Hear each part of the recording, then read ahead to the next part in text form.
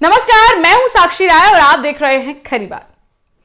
झांसी में युवा कारोबारी कमलेश यादव की मौत के मामले में पोस्टमार्टम रिपोर्ट के बाद स्थिति स्पष्ट हो गई है।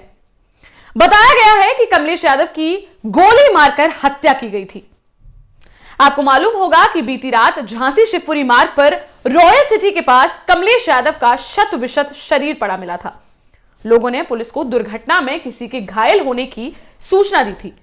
वहीं पुलिस कंट्रोल रूम को यह भी बताया गया था कि किसी युवक की गोली मारकर हत्या कर दी गई है। मौके पर एसओजी की टीम स्वॉट प्रभारी सुरेंद्र सिंह के नेतृत्व में पहुंची थी। पुलिस का कहना था कि पोस्टमार्टम के बाद स्थिति स्पष्ट हो सकेगी। तो अब डॉक्टरों के पैनल द्वारा पोस्टमार्टम किए जाने के बाद स्थिति स्पष्ट हुई है कि युवा क्रैशर व्यापारी कमलेश यादव को सीने में गोली मारी गई थी, जो उसके दिल को चीरते हुए उसकी पीठ के पीछे से बाहर निकल गई। कमलेश यादव की बेरहमी से मारपीट भी की गई। उसे लाठी व सरियों से इस तरीके से मारा गया कि उसके शरीर पर लगभग 2 दर्जन चोट के निशान हैं।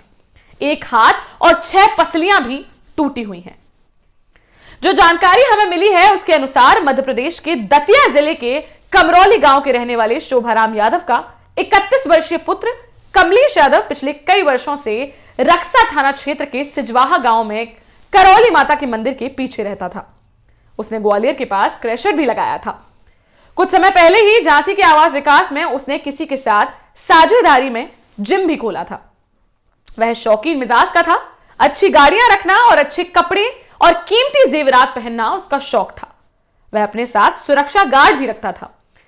लेकिन घटना के समय मकर संक्रांति पर्व के कारण सुरक्षा गार्ड छुट्टी पर गए हुए थे, इसलिए वह अकेला ही शुक्रवार की शाम करीब 8 बजे घर से अपनी थार जीप लेकर निकला था। 9:30 बजे तक उसकी घर वालों से बातचीत हुई।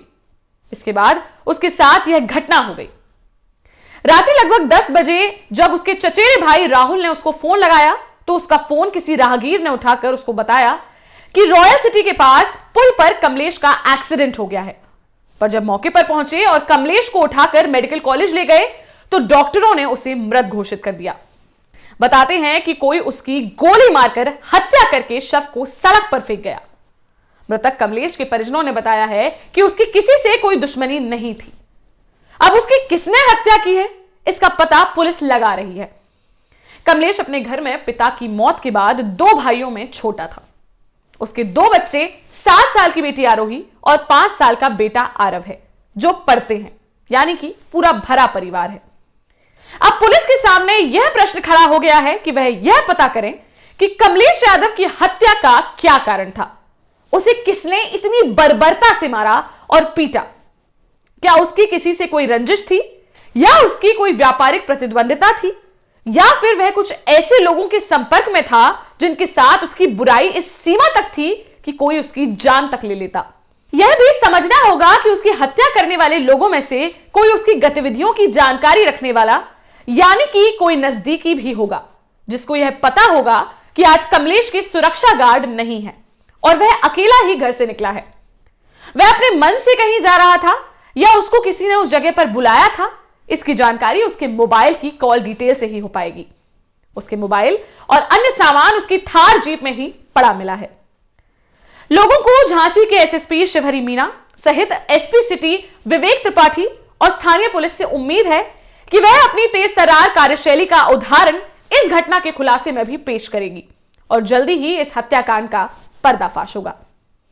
झांसी से खरी बात के लिए राशि राय की रिपोर्ट। फिलहाल के लिए इस खबर में बस इतना ही। इस खबर से जुड़े सारे बड़े अपडेट्स और अन्य सारी बड़ी खबरों के लिए बने रहिए हमारे साथ। चैनल को सब्सक्राइब करना और बेल आइकॉन को दबाना बिल्कुल ना भूलें। इसके साथ ही हमें फेसबुक, इंस्टाग्राम, पब्लिक ऐप और ट्विटर पर भी फॉलो करें ताकि हम उठा सकें आपकी आवाज। देखते रहिए खरी बात साक्षी राय के साथ। नमस्कार।